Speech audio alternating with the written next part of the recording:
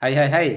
Yuk, kita lanjutkan yuk part 2 daripada chapter 6 ini agar kita tidak salah server dalam berinovasi.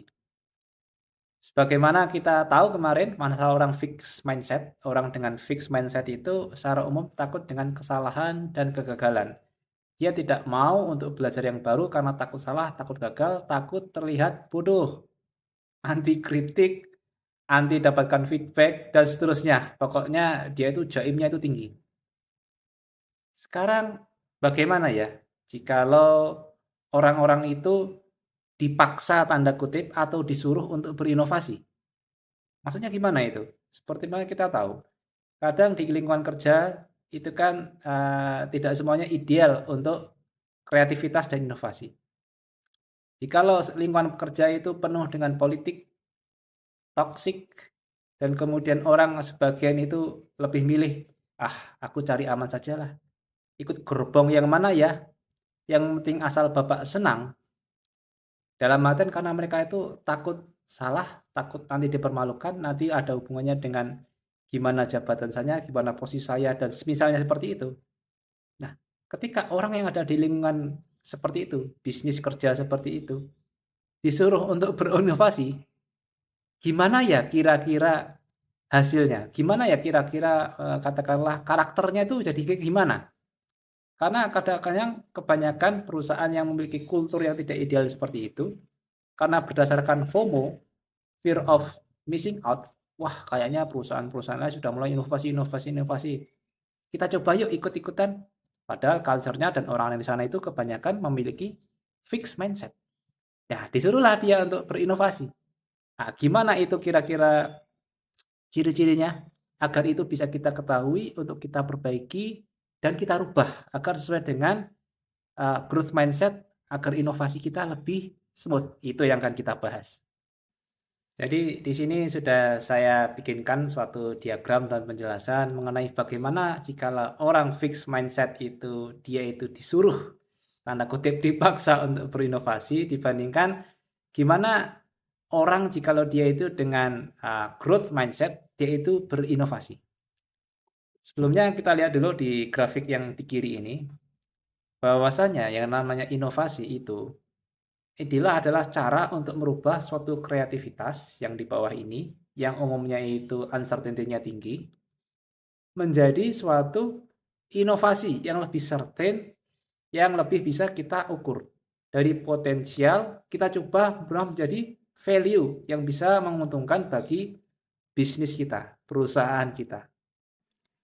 Tentu saja kita tahu bahwasanya merubah daripada suatu potensial menjadi value, dari satu creativity menjadi innovation, itu tidak semudah membalik telapak tangan. Perlu banyak iterasi sepanjang dengan waktu dan juga banyak kegagalan. Sebagaimana yang sudah kita bahas di chapter kita sebelumnya, masalah value of death dan semisalnya seperti itu.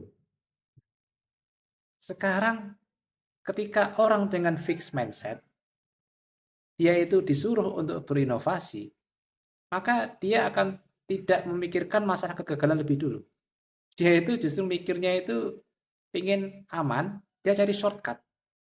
Dia melihat dengan kepandaian dia ya, oh orang-orang yang berinovasi katakanlah kayak Apple, Google, dan spesialnya itu, dia itu kalau berinovasi itu pakai tools apa sih? Pakai standar apa sih? Ah, coba aja kita contek itu. Kalau itu kita contek, dalam artian eh, kita akan juga bisa sukses juga seperti dia. Dalam artian si Monkey Do, apa yang dia gunakan kita akan tiru. Tanpa ada pemikiran masalah memperbaiki mindsetnya itu dulu. Tanpa tanpa berusaha untuk menghilangkan hal-hal yang menghalangi kreativitasnya itu dulu. Sehingga akibatnya mindset orang dengan fix mindset seperti itu, dia itu akan akan memandang inovasi itu seperti this is just a same business as usual. Kita lakukan aja seperti bisnis kita seperti yang biasa kita lakukan. Apalagi kita kan major bisnis kan suka yang mana standarisasi. Kita contek saja standar-standar sudah ada.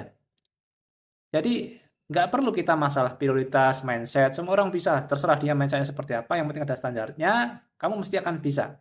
Kita contek saja apa itu yang namanya design thinking, apa itu lean startup, agile development. Kalau perlu ada ISO standarnya untuk inovasi, sudah kita itu aja kembangkan. Nanti orang akan bisa fokus-fokus secara magic akan bisa berinovasi sendiri. Nah, ini. Jadi bayangannya itu adalah inovasi itu adalah plug and play. Kalau kita tahu toolsnya, kita tinggal masukkan ke laptop kita, istilahnya akan bisa langsung di play, langsung otomatis bisa berinovasi. Masalah fixed mindset, growth mindset sama sekali tidak pernah menjadi prioritas utamanya.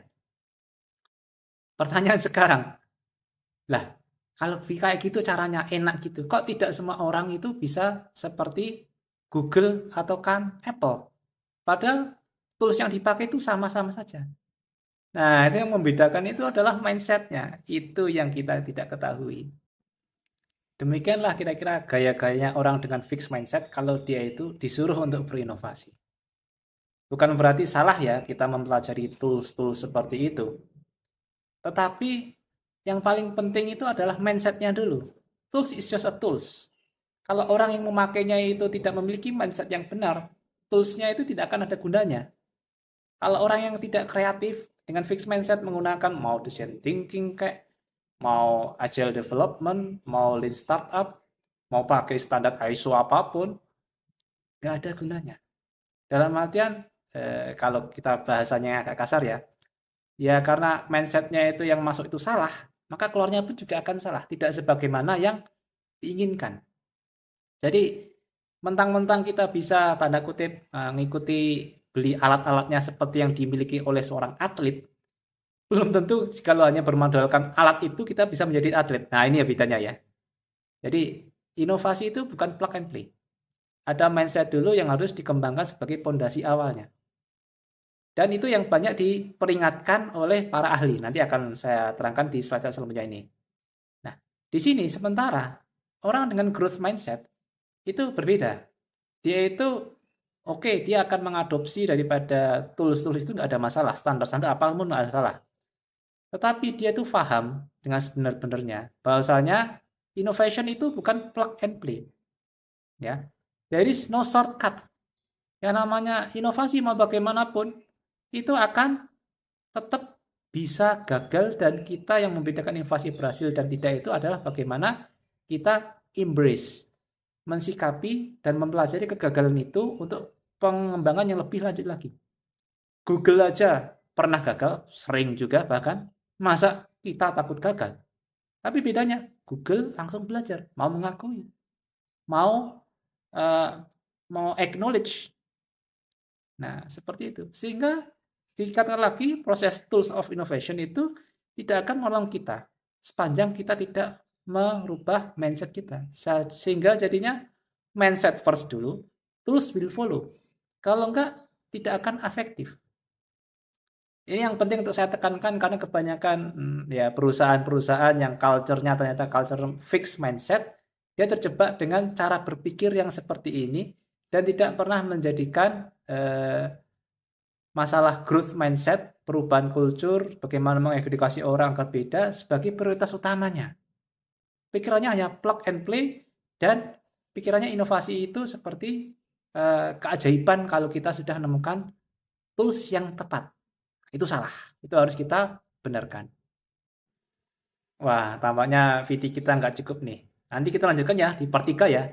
Nanti di part 3 akan kita jelaskan lebih lanjut pendapat para ahli, para profesor, bahwasanya tools itu bukanlah suatu hal yang magic.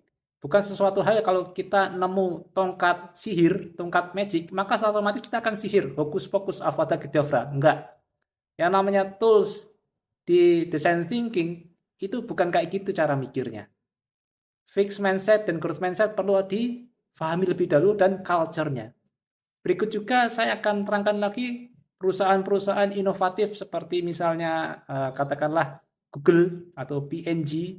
Dia itu memahaminya bukan hanya karena asalkan kita punya tools, resep rahasia itu bukan karena tools, tetapi karena bagaimana kita bisa memaintain mindset yang benar ini.